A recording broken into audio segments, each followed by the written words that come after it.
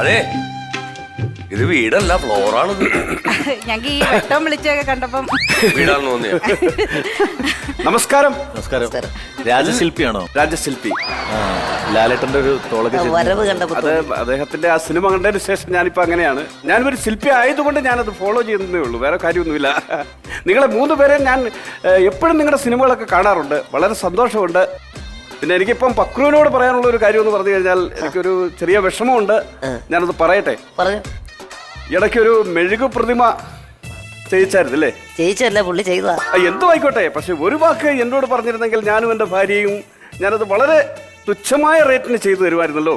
പിന്നെ ഞാൻ റേറ്റ് കൊടുത്ത് ചെയ്യിപ്പിച്ചതല്ല, പുള്ളി റേറ്റ് കാശുണ്ടാക്കി പുള്ളി തന്നെ ചെയ്തതാ. എന്തു ആയിക്കോട്ടെ, പക്ഷേ എന്നോട് അനുവാദം ചോദിച്ചു, ഒന്ന് വന്ന് നിൽക്കാമോ, അതുപോലെ അളവെടുത്താൽ മതി എന്ന്, പിന്നെ കുറച്ച് മെഴുക് മതി എന്ന് പറഞ്ഞുകൊണ്ട് ഞാനങ്ങ് സമ്മതിച്ചതാ. കുറച്ച് മെഴുകു മതി. അതെ. പക്ഷെ എന്നാലും ഞാൻ തുച്ഛമായ റേറ്റിന് ഞാൻ ചെയ്തു തന്നേനെ. പക്ഷെ നിങ്ങൾക്ക് ഫ്രീ ആയിട്ട് ചെയ്തു തന്നു. നിങ്ങൾക്കാർക്കെങ്കിലും എന്തെങ്കിലും പ്രതിമ ചെയ്യാൻ താല്പര്യമുണ്ടെങ്കിൽ. അല്ല, എനിക്ക് പ്രതിമ വേണ്ട. അല്ല, വെറൈറ്റി ഒരുപാട് ഐറ്റംസ് ഉണ്ട്, ഞാൻ വഴിയേ പറഞ്ഞു തരാം. ഓക്കെ. ശില്പത്തി കൊത്തുവോ? ശില്പത്തി കൊത്തുവോ? ശില്പത്തി കൊത്തോന്ന് അറിയത്തില്ല, മരം കൊത്തി കൊത്തുന്നത് ഞാൻ പലതവണ കണ്ടിട്ടുണ്ട്. അതല്ല, ഈ ശില്പത്തി കൊത്തുവോന്ന്. ശില്പത്തിയാ ഇത്? ശില്പത്തിയാ? എന്നെ എന്ത് അനാവശ്യമാണോ താൻ പറയുന്നത്?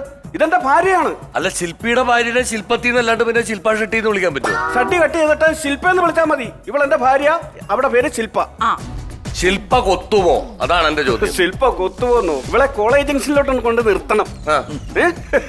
എന്തോ കൊത്തുന്നറിയോ? വൈകുന്നേരം ആകുമ്പോഴത്തേക്ക് കൊത്തി കൊത്തി ഒരു പരുവാകും. അങ്ങനെ കൊത്തിയാണ് എന്നെ ഇവിടെ ജീവിതത്തിലേക്ക് ആ പടുകുടിയിലേക്ക് വലിച്ചിട്ടത്. അല്ല, ഞാൻ ശില്പം കൊത്തുവന്നാ ചോദിച്ചത്. ചുമ്മാ അനാവശ്യം വിളിച്ച് പറയട്ടെ. ഇവള് ശില്പം കൊത്തും.